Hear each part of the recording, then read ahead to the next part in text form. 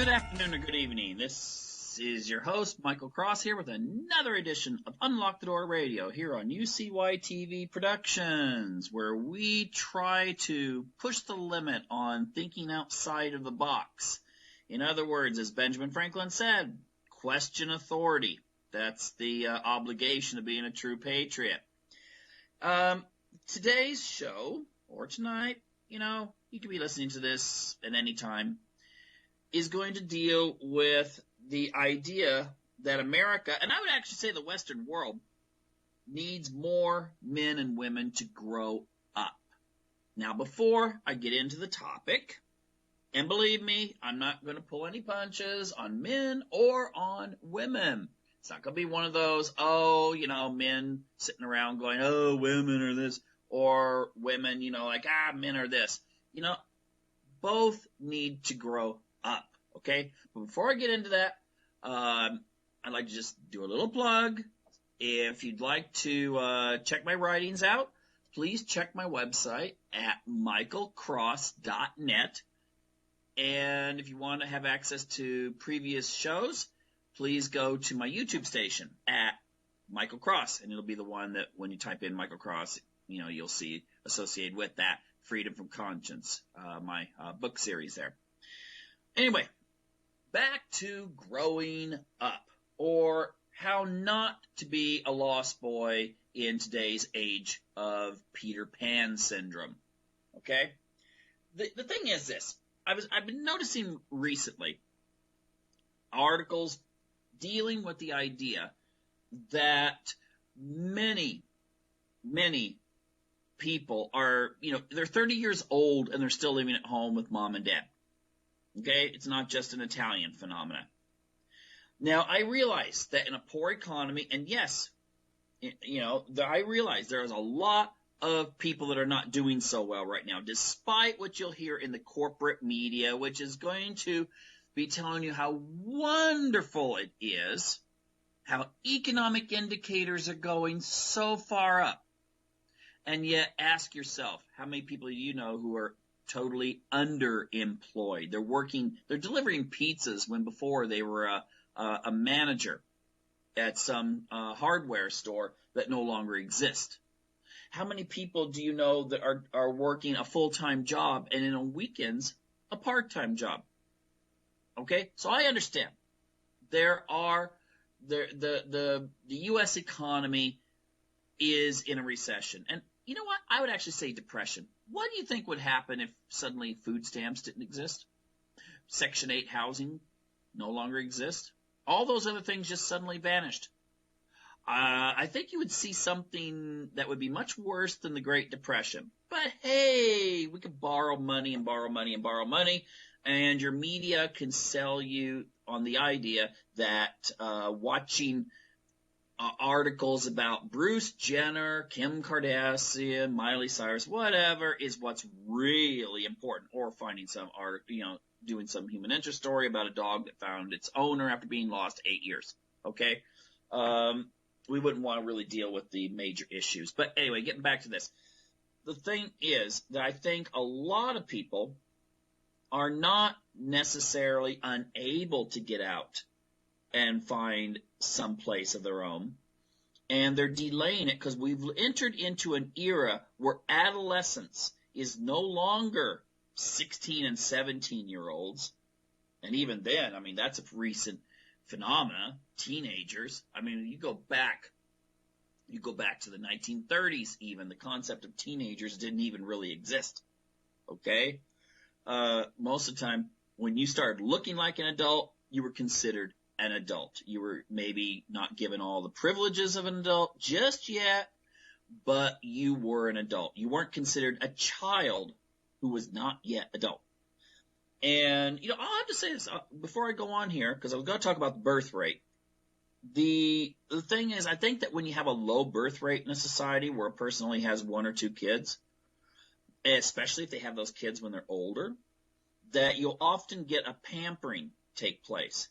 And therefore, a lot of times parents don't want to see their child grow up. So in a sense, what used to be, if you had like 8 kids back in like the maybe 1910 or something, or many other cultures today that still have 8 kids, once they get to that age where it's time to start acting like an adult, you're going to encourage it. All right? You don't want like 8 people that are adults hanging out at home unless, you put them to work. And that's, of course, going to take some maturity for them to go out there and, tend the cattle or something like that. And you still got to have them go out and sleep in the bunkhouse with the other hired hands. But the thing is this. We are delaying adulthood. We are talking about people that are in their early 20s who, when they go to college, they are having to call mom and dad when some professor says something that offends them. Or at some universities now, they have safe rooms where you can go and, just be safe from those nasty professors that challenged your worldview. Okay? Did they have that back in the old days? I don't think they did. At least I've never heard of it. So anyway, I was just thinking, this article, and I think it's a very profound article, and it's from, I believe, 2004. Let me check just to make sure. It's called A Nation of Wimps. And I would really, really, really encourage people to look it up. It's appeared in a lot of different publications, but I think the original one was November of 2004 in Psychology Today. And I'm just going to quote from the article. I'm just looking my citation. Yes. It states this. Adulthood no longer begins when adolescence ends. According to a recent report by the University of Pennsylvania, sociologist Frank F. Furstenberg and colleagues, there is instead a growing no man's land of post-adolescence from 20 to 30, which they dub early adulthood.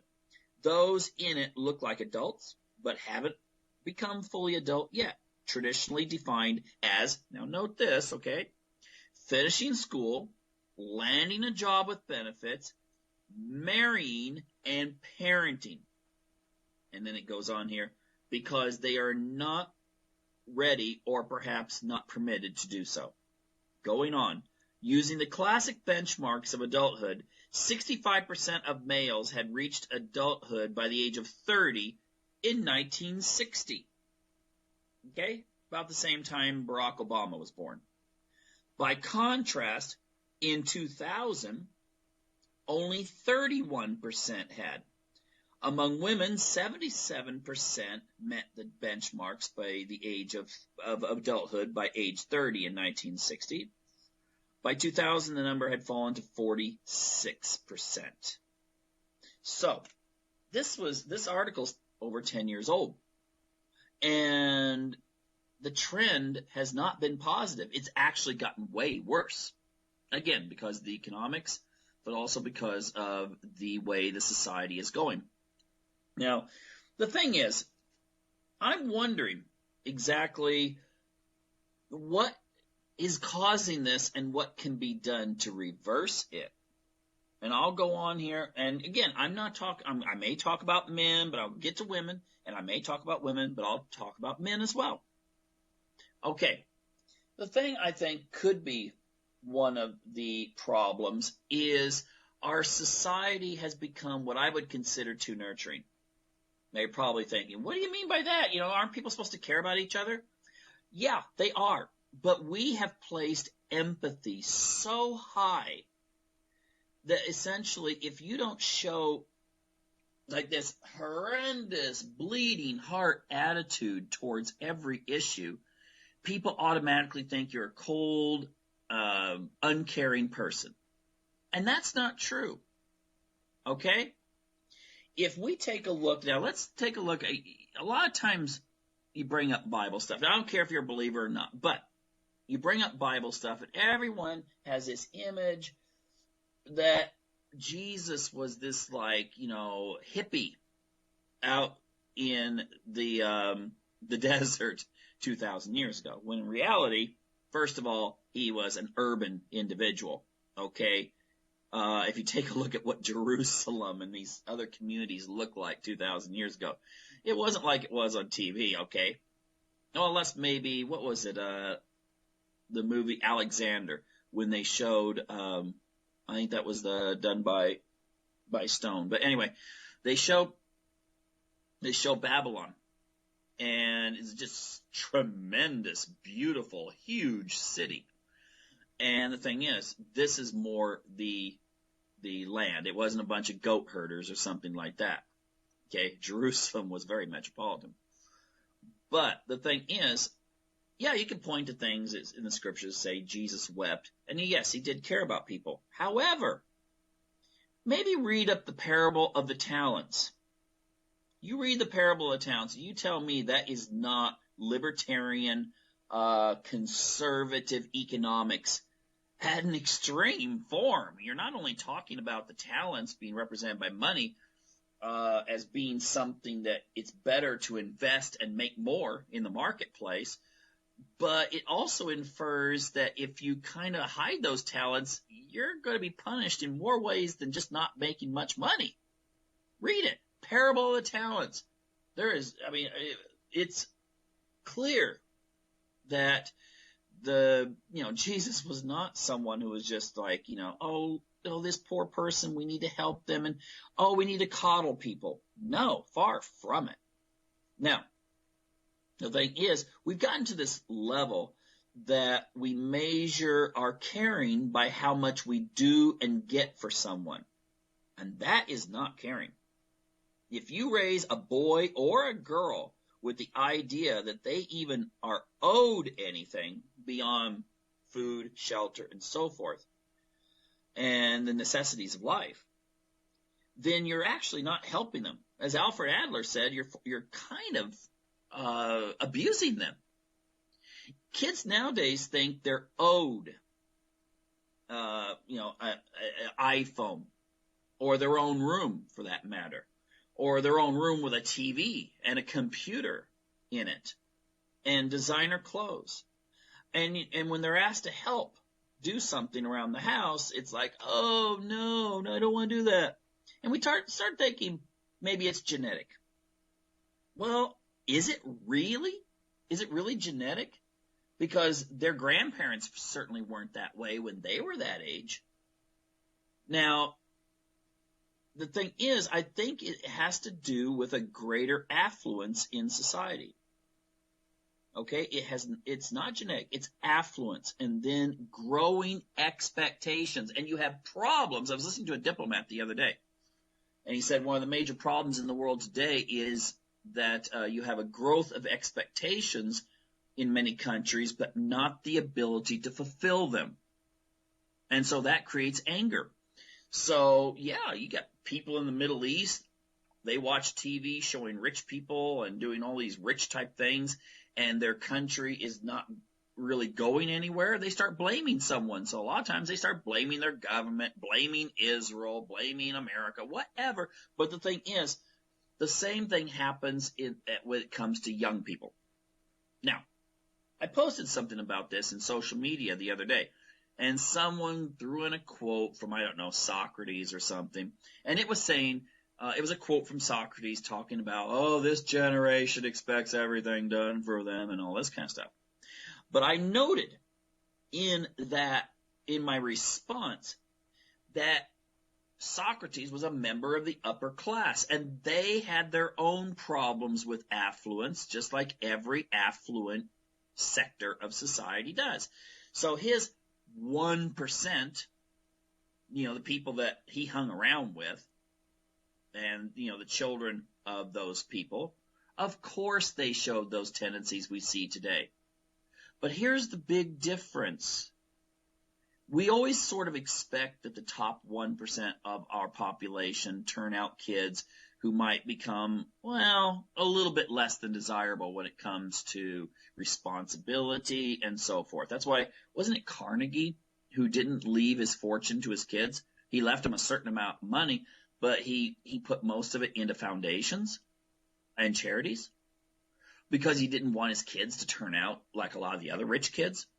But now our problem is today in our media-saturated society, my gosh, the kids are seeing affluence every day, even though they don't come from this. They're part of a virtual world where suddenly they are taken to a world where they are living, with servants, and they are living with all of these kind of things that you would only expect maybe at a really rich person's house. And this is becoming the norm. You've heard of the term like princesses and stuff. And of course there's princes too. The thing is that the media encourages this because it makes money. You sell brands. I mean, you don't put stuff on TV, even the clothing that child stars wear and stuff like that. There's a reason for it to be there. It's product placement. Goes back to Edward Bernays. But we have this thing where our kids are seeing this hour after hour, day after day. Then they go to school where they go to school where they're seeing all the other kids basically defining themselves not by what they know, what they do, what they accomplish in school, whether it be sports or whether it be academics, but instead what they wear. Okay? What their entertainment is, what they're doing on social media, who has the nicest pictures, all that kind of stuff. This is an environment that's destined to create adolescents who are, someone's going to be 35 and still acting as if they're 14.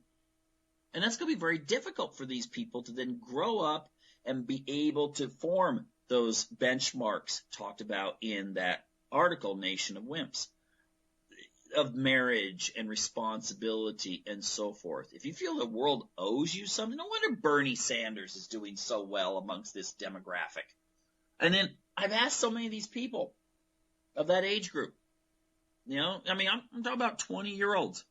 And they'll say, oh, I sure hope Bernie Sanders wins. It'd be so wonderful. I say, why do you hope Bernie Sanders wins? Because he's going to help people. And I say, how's he going to do it? How's he going to pay for it? Well, but he's really different. He's really different. They'll go into that. They don't know where he stands. It's just like with Obama, that same age group, that same demographic.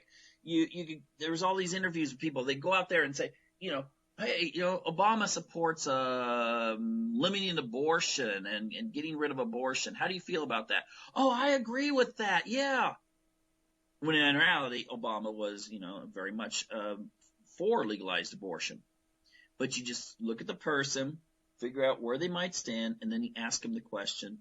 And then they because they want to so believe in something or someone, because they haven't got to that point where they can believe in themselves. Okay? I want to repeat that. They want to believe in someone or something bigger than themselves because they don't believe in themselves.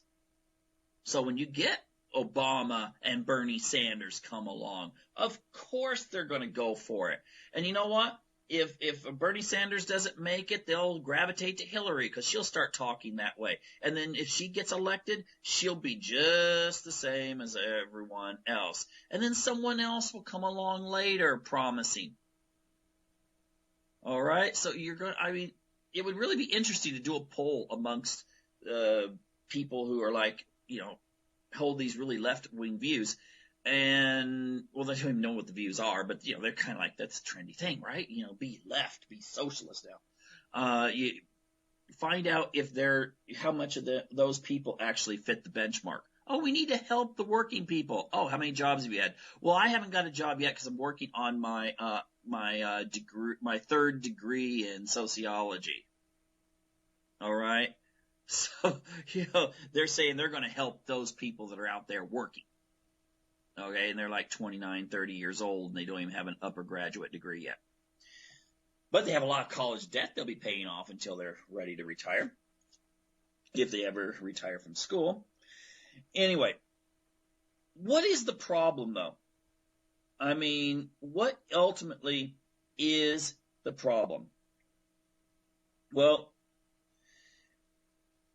the thing is, I think that too often we are not really emphasizing that we need to look at our elders. All right? Nah, it's starting to sound like one of those old guys sitting on a porch complaining. Okay, I'm not trying to do that. But we don't really have any real good role models right now. And society needs role models that will reinforce whatever the parents teach. And I think the average parent does try to teach responsibility.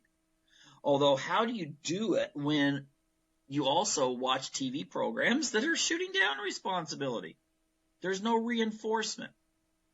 Men don't have role models of men who go out, get married, have a family, and take care of that family. Aside, hopefully, from their own family, but judging from the divorce rate in the United States, I'm wondering about that one. And women don't have a good role model, and I'm not going to go into career or anything like that. There's women who have careers, that have kids, and so forth. But I'm just going to say this. We don't have good role models of women who find a great husband, start a family, and become really excellent mothers. In our media, there's no such thing as a really good family. Now, is there? I mean, the closest thing I can think of to like a modern family. Oh, what was it? Oh, I can't even remember the name of the show. It was back when Michael J. Fox starred as the conservative kid, and his parents were ex-hippies or something. Was it Family Tie? No, I don't know. Anyway, the thing is that much of our media, we have self-absorbed people who are in their 30s. Even if they have good jobs, they can't find a relationship. What? They haven't had time? No one's bitten them on the rear end or something like that. The thing is that we just don't have good models there. And then if we deal with families, oh my gosh, every family practically on TV is dysfunctional, unless of course it's some sort of alternative family or something like that, where dad has 6 wives or something. But the thing is that really we don't have a lot of those kind of role models that maybe you had in the 1950s. When in popular entertainment, it might have been a little glossy and, maybe somewhat fictitious, but it was still, men could kind of see what an alpha male was like. Women could kind of see the same for women as well. Maybe not as much alpha, although, I think that maybe they went a little overboard in not presenting women in a very strong manner. But what I would like to ask is, because I know what just happened with a lot of people listening. They're going, the 1950s. How in the world do you bring up the 1950s? Oh, you know what? Why do you feel that way? Have you ever asked yourself why you feel that way? Does anyone have any statistics where they could say, oh my gosh, the 1950s were really a horrible time period? How can we bring that up? You know what? It has actually been part of social conditioning that you've been taught that the 1950s were such a horrible time, that were oppressive to women, minorities, and so forth. Now, again, things might not have been fantastic in every respect. However, no era ever is. 1960s, 70s, 80s, 90s, or this century. No era has been perfect. But the 1950s have been particularly demonized in media, and I think it's because it was kind of the end point where we did have what you could consider nuclear traditional family models as the ideal. They didn't really die out in media until the 1960s, in late 60s at that, where you started getting a lot of filmmakers questioning it. But it went beyond the questioning. It started getting more and more into just attacking. So the thing is, I think it's because there's many people, primarily on the left and primarily urban, who probably were raised in really traditional families, really saw and still see it as their goal to show how horrible living that way was. So what kind of model do you have? There's not any good models out there then. Because every time you do show even a traditional family of this era, it's dysfunctional. Dad's doing some horrible thing, mom's doing some sort of horrible thing, they don't get along with each other. Oh my gosh, how horrible things have to be. So ultimately, I think what you need to do is kind of sit back and start questioning a lot of the assumptions and where they come from. But we really, going back to the older role models, what do we do? What do we do when we do have such things as a little Skype problem there. Anyway, the thing is, we separate ourselves from our elderly in this country and our older people. They do their thing, young people do their thing. Mom and dad often both work, so you don't get a lot of counseling. Mom and dad get home, they're tired. The kids go off in their own rooms and they're on their social media, and that's where they're getting a lot of the education. Or they go to school and, it's a roll of the dice. If you get a good teacher, bad teacher, one that really tries to get your kids to think, or one that just doesn't even care. Okay? Not even got to talk about school curriculum. But the thing is, we really do need situations where we have very good role models. Religious leaders nowadays, I can't. I'm not going to mention any denominations per se, but I really don't see that sort of strong, dynamic, as a rule, person presented anymore.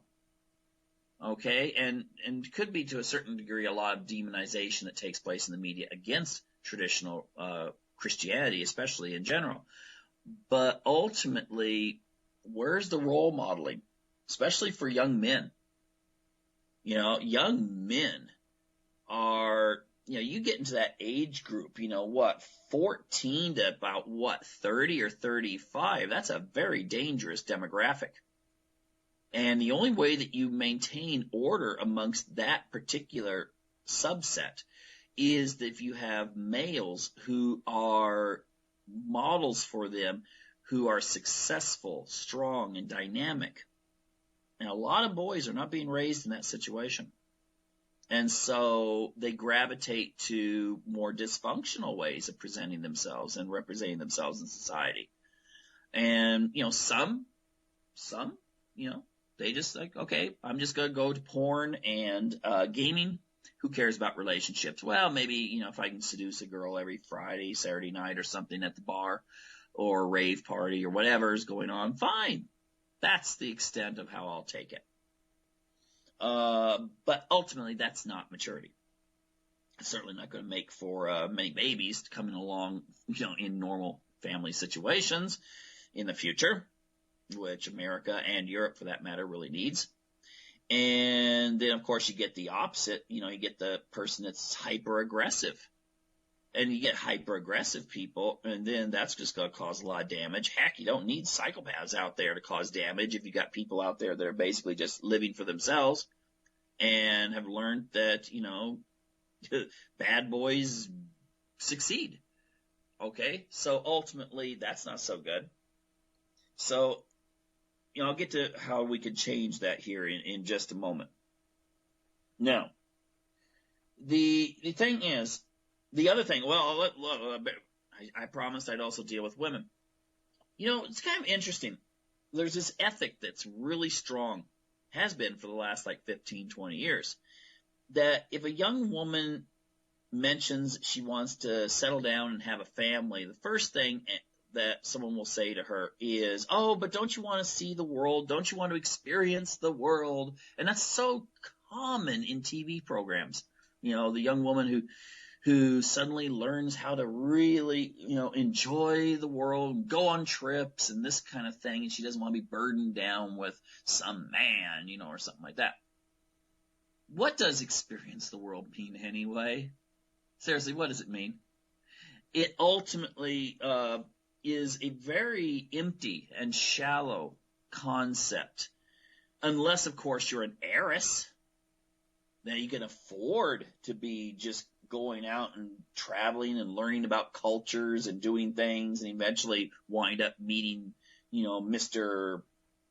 Millionaire or guy from a millionaire's family and that sort of thing, to the majority of people delaying, looking for relationships and eventually family just means you basically working your drudgery job and, coming home, feeding the cat and turning on the TV. Now you're still an ideal consumer. You can go out and buy stuff and you can still live in that fantasy that's presented by cosmetic firms and clothing and, advertisements for trips and stuff like that. But ultimately, it's not as glamorous.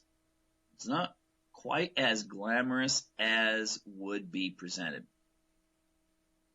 So, males and females have got to get past this if our society is actually going to get past, its current state of kind of withering away.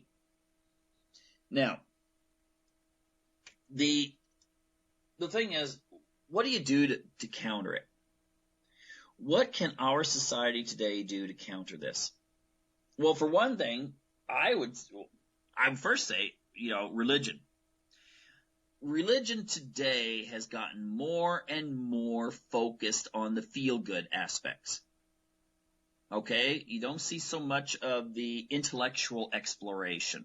And I'm talking about a whole bunch of different religions, okay? If you look at religious magazines from the 1960s, they're like PhD thesis and stuff like that, compared to today where it's just like fluff. Fluff is not going to cut it. All right? I mean, if you got a competition for religion out there, not so much, I don't know much that, what the Hindus are up to lately, but, Islam and Christianity, the level of, if you look at videos and stuff like that on the internet, presentations from imams on religious issues, it's like really quite advanced. A lot of profound statements and insights. And then you find, stuff, from, various Christian leaders. And it's more fluff. It's more superficial because we've let it be that way. Religion has to turn around. I hear people make comments about, you put something out that praises people having larger families. And then you'll get a response from someone saying, oh, it's so good to see that there are people out there awake to this. And I'll usually respond saying, you know what? If ministers and pastors in the United States would actually try to wake people up, then they'd be awake. But instead, they don't want to deal with issues. Too divisive. That's why you don't see that much anymore about things like divorce and families and that sort of thing, because they're very divisive, and you don't want to lose out on the collection plate if you start making the wrong person. Maybe the wealthiest member of your congregation has no kids, but he's been through 4 trophy wives, but he gives every Sunday, so you don't want to offend him. And so you find something really nice to say. And then you get this downward trend of fluff and fluff and fluff until finally there's not even a message there. It might as well just be one of those cute public service announcements on TV, okay, or a kitty cat picture on Facebook, because that's where Christianity is. Christianity's been castrated, and that's not good for men, and that's not good for women, because ultimately males are gravitating away from Christian attendance. They are. Look it up. Males are not going to church as much. It's becoming more and more female-oriented because you still have that sense of community. Men are not so much into the community thing. They might have their 1 or 2 friends, but women are more into the sense of community. They go to church, they get that fulfilled. The thing is, though, that at the same time, that creates an imbalance because the women want men who are, as strong as they are when it comes to spirituality. Well, the guys are off, wanting to do something else, and pretty soon no one's getting married. Again, we get into that. No one's getting married, no one's really happy, and so forth. But you've got to get, I don't know how you reverse a castration, but pretty much most of Christianity is castrated, okay? It is, and I mean that not just aimed at men, but at women too, because females and males can show very, very, very strong characteristic. Look at Vishti in the story of Esther. She's actually the main hero of that. If you want to take a look at a strong woman, okay. I mean, you read between the lines of Esther, okay. I mean, ultimately, Vishti refused to, follow her husband's command and come down and parade naked for all of his friends to see how good looking she was. Okay, and that's why he had to get a replacement. Just read the first couple chapters. It's if you made a movie out of it that was purely accurate, it would be a really racy movie. But she stood up. So you see, religion has its strong female characters too, but they're not, So I'm not saying that males and females need to have this separation. We all have our various spiritual gifts, but ultimately they're not going to be displayed if pretty much the Christian, in 20 years' time, America's about as Christian a nation as Sweden is, okay? And that's where I fear it's going to be, is that it will devolve into something akin to Sweden, which is like the least religious country on earth. Now, what are other things? Well, the most important thing, I would say, is when you got your kids, for those of you who actually did, bother to get married and start families, you raise your kids with the values that are important. Don't worry about political correctness. You've got to be, if you're a woman, you're a man, whatever, get together, figure out what you want, and don't worry that your kid's going to say, but Mom, none of the other kids want this kind of thing. You're so old-fashioned. Don't see that as a bad thing. Look at where our society's heading. Do you really want to not immunize them, metaphorically speaking, against this kind of thing? You need to not worry that your kids are going to call you old-fashioned, because ultimately they will gravitate back to your values, even if they get a little bit rebellious. Don't try to be all TV mom with your kids. I'll be so understanding and all this. Because you know what? You're going to get your TV kids if you try to be the TV mom. And you don't want that. Okay? You don't want kids that are basically going to value themselves according to their material wealth and how good looking they can make themselves in the mirror. All right? That's essentially what we've got out there.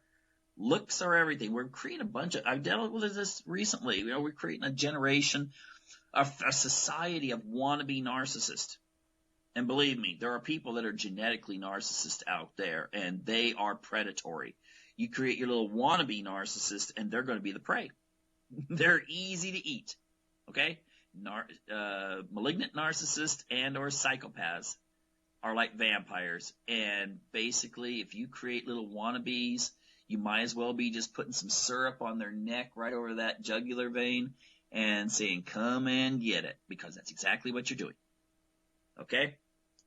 Now, you've got to raise your kids with those traditional values, or your society will raise the kids. You don't want that. Lastly, you've got to educate. You got to get this message out and educate more and more people about this. Because we need to get the society back on track. You're up against, a media industry that makes money off promoting this kind of 30-year-old narcissist 14-year-olds.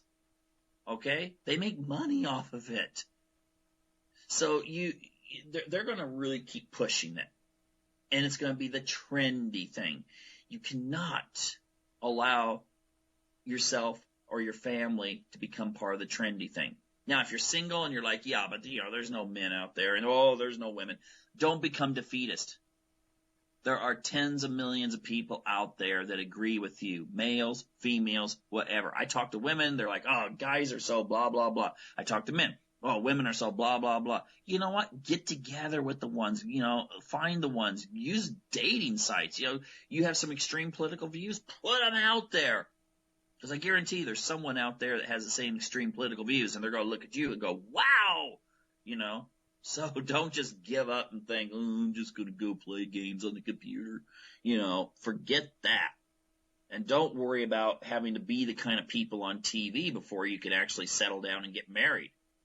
All right? I mean, you're never going to be the person on TV. And if you're trying to be the person on TV so that you can find the perfect mate, then you're going to get that person that you see on TV. And you know how perfect they are, don't you? All right? You read about all the characters on the celebrity gossip stuff. So if you want to, you're going to attract what you present.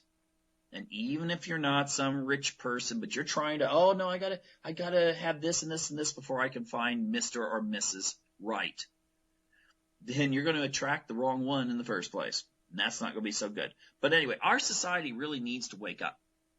It's almost too late. Europe, United States, gotta wake up, because we have got it's like akin to being a virus in our computers. People have got to gain that maturity that is very prevalent when societies first start and thrive. Because otherwise we're on the declining end. And you know where that heads, okay? If you go to visit Rome or you go visit Greece, you'll see the end results. Anyway, that's all of our time for the first segment of the show. And I encourage you to be back next week for another edition of Unlock the Door Radio here on UCY TV Productions, or stay with us for the next half. Thank you. Bye now. Good afternoon, and welcome to the second half of our show here on Unlock the Door Radio. Your host, Michael Cross, and I'd like to spend some time here on a very important topic, I believe, relating to the 2016 presidential elections. First, I just want to say, though, if you want to read up on articles and catch some links to some of the shows that I've done in the past, please check out my website at michaelcross.net. Okay? That's michaelcross.net. Now that I've done the plug, what I would like to do is deal with a question. My daughter and I were talking about this just a few minutes ago, and that is the rise in Donald Trump's popularity. I have a lot of acquaintances, friends, so forth, who are not Americans, okay? They don't live in America. And many of them are like, what's going on in America? Because they only hear little bits and pieces about Donald Trump.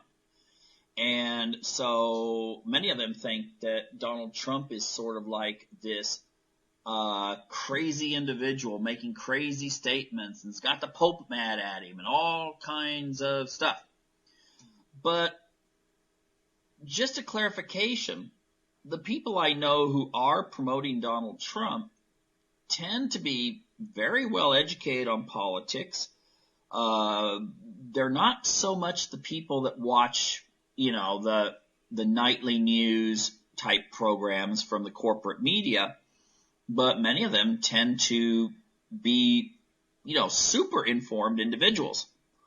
And I think that's kind of interesting, because on the right, on the political right, you tend to find those kinds of people aiming more towards Donald Trump. On the political left, you find the really informed, people that are Democrats or, progressives, whatever you want to call them. The more informed they are, the more they seem to be gravitating to Bernie Sanders. So it's kind of an interesting revolution taking place in the United States, where you've got these people that are anti-establishment that are doing very well in the electoral process, in the primaries. Time will tell how well they do in the if they make it to the general election, even if they get their party's nomination.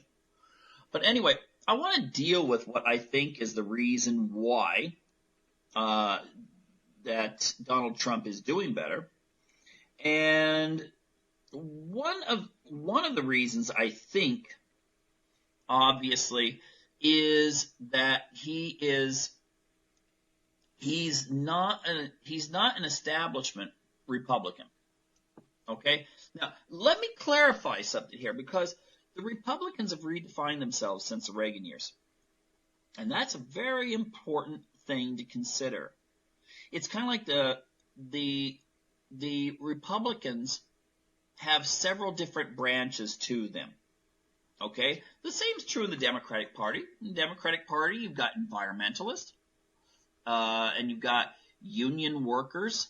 Now, they should be kind of like negative to each other. Okay? But they come under the same coalition because they have some agendas that are compatible. Even though some of their other agendas are totally incompatible, they still come under the same roof in the Democratic Party.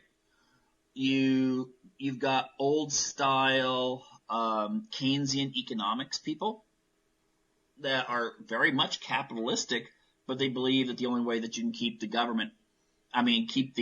economy going is through government intervention in order to smooth out the booms and busts that would naturally occur. And you've got several other constituencies, ethnic constituencies and so forth within the Democratic Party. Well, the Republican Party is made up pretty much the same way. You've got people who are what you would call religious conservatives. Their issues of importance are things like prayer in the schools, gay marriage, abortion, those kinds of things that they don't want to see, for instance, gay marriage. You've got economic conservatives. Okay, sometimes these people get called like the Eastern Establishment Republicans.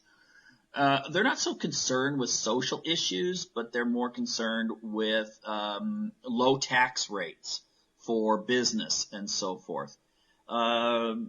Ironically, now, since Trump tends to be, for not so much immigration, which we'll get to in a moment, this wing tends to be very much pro-immigration. And it has a lot to do with labor supply. If you have a contracting labor supply, such as in the United States today with lower birth rates, then people are going to ask for higher wages. And that's usually seen by businesses as not a good thing. So the more labor supply you have, the more you can keep kind of the wage levels down and therefore increase profits for businesses. Now, the next wing that you might consider is the neoconservatives. Now, they blend into both parties. They started out kind of Democrat, but because of the many of the people in the 60s who were more, America should just stop being so imperialistic. Many of these neoconservatives who do believe in free markets worldwide and that the U.S. should aggressively push the idea of quote-unquote democracy, which of course means, open borders for businesses to invest in countries. That wing, many of them integrated themselves within the Republican Party to a large degree. There were a few in Reagan's administration, but they didn't have all that much power. But after 9/11 in the Bush administration, they got a lot of power. Okay, so you got the neocons. Then you have populist conservatives. Now, they tend to blend in to a large degree with the social conservatives, but the difference there is that they are they're not as concerned usually with stuff like abortion. Gun control is a big issue with them. They don't want any kind of gun control. They disagree with the economic conservatives because they feel, for instance, that there should be controls on immigration and that laws should be passed that favor American production. So factories and stuff should stay within the United States instead of being allowed to outsource and go overseas or to bring workers from overseas to replace American workers in those jobs. And so you've got a tension there. The religious conservatives and the social conservatives tend to get along with each other quite well because they do overlap with each other. The economic conservatives, many people call them country club Republicans, although I will note that there are country club Democrats. I remember when I was at the Democratic convention, I was in San Francisco when the Democrats had their convention back in the 80s. Oh my gosh, I saw so many limousines. I mean, it was like an army. It was like an army of, those ISIS trucks, the big white trucks. Driving that. It's that many limousines I saw down there. So yeah, country club Democrats, country club Republicans, and they actually tend to blend in well with each other better than they do with, for instance, labor Democrats or social issue or populist Republicans. So rich Democrats and rich Republicans, they party together, they golf together, they do all these other things. There's not that much separating them except maybe some differences on economic policy. So this evolution to a new type of Republican really got going under Bush, the first Bush, and it was more of a redefining Republicans sort of away from the social issue guys and away from the populist ones. Many of the populists actually became Republicans during the Reagan administration. They were called the Union what was it called? The Reagan Democrats, and many of them Union members.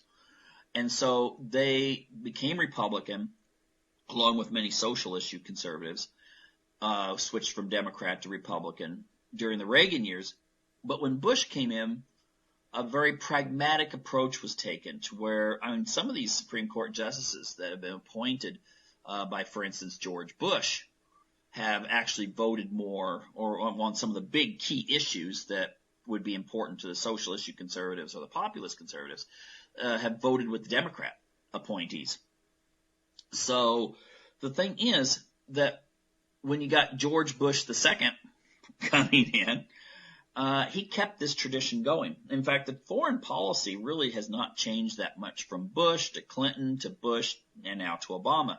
And it has a lot of elements that you could say are interventionist, and they're all obviously what's good for business. What was it? Was it Herbert Hoover that said that? I don't know. It was one of those really obscure Republicans from history.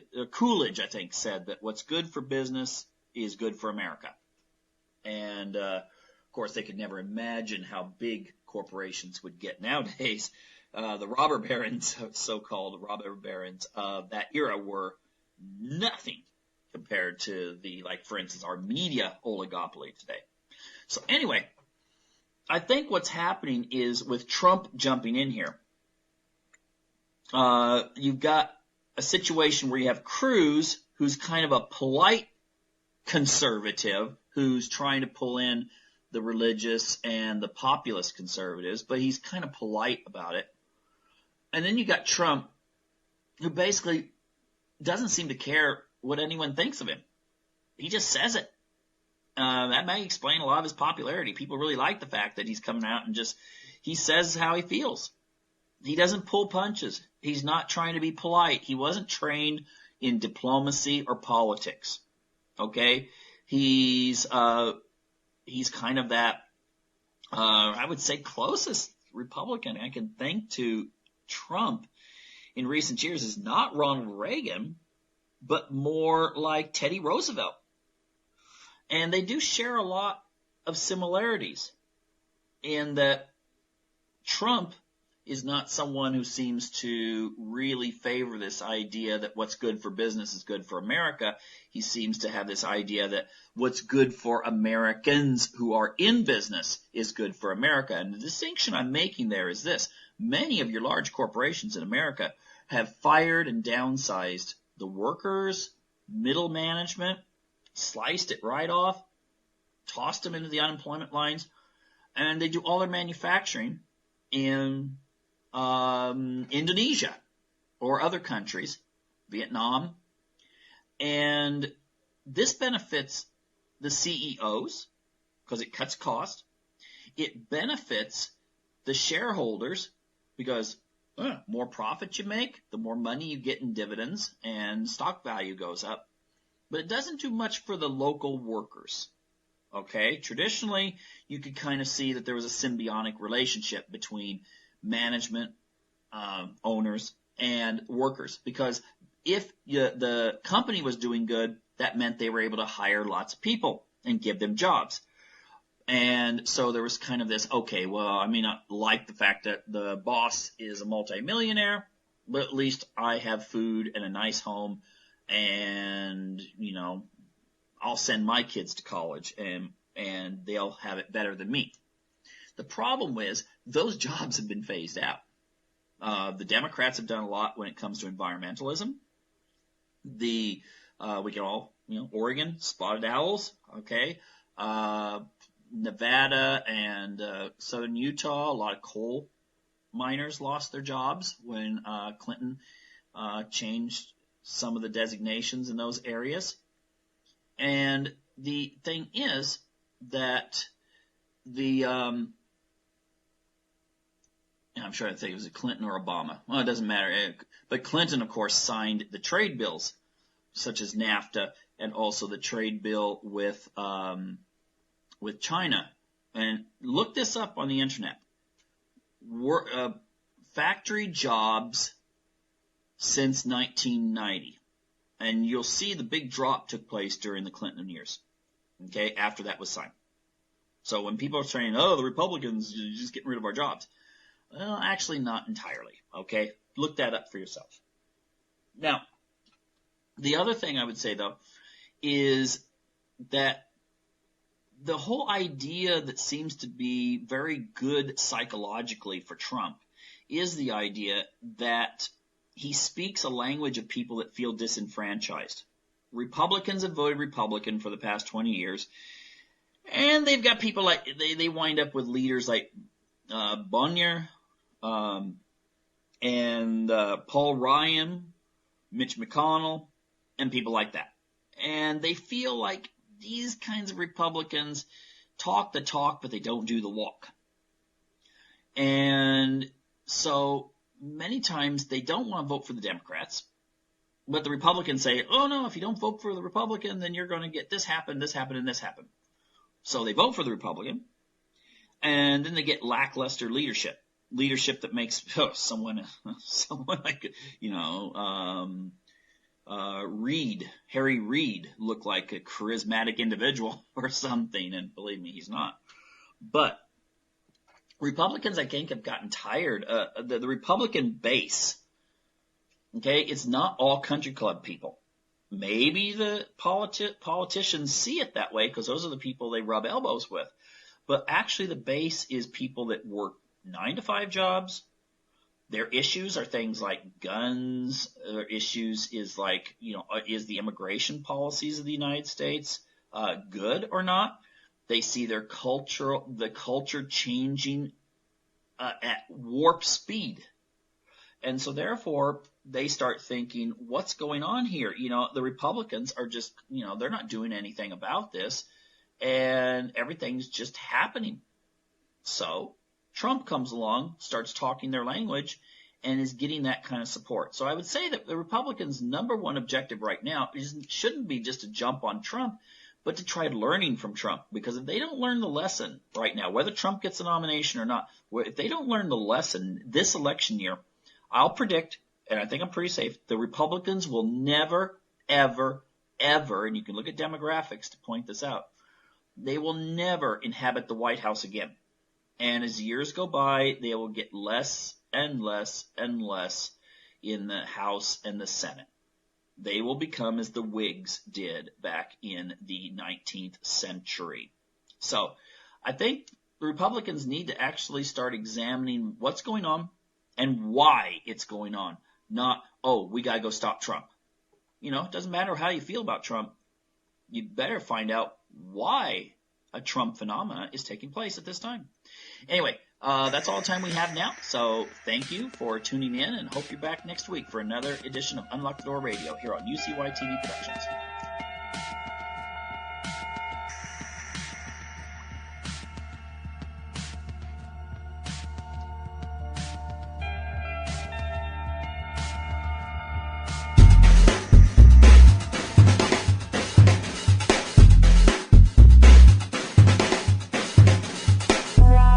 JJ Inc. from Against the Wall, and you're listening to UCY.TV.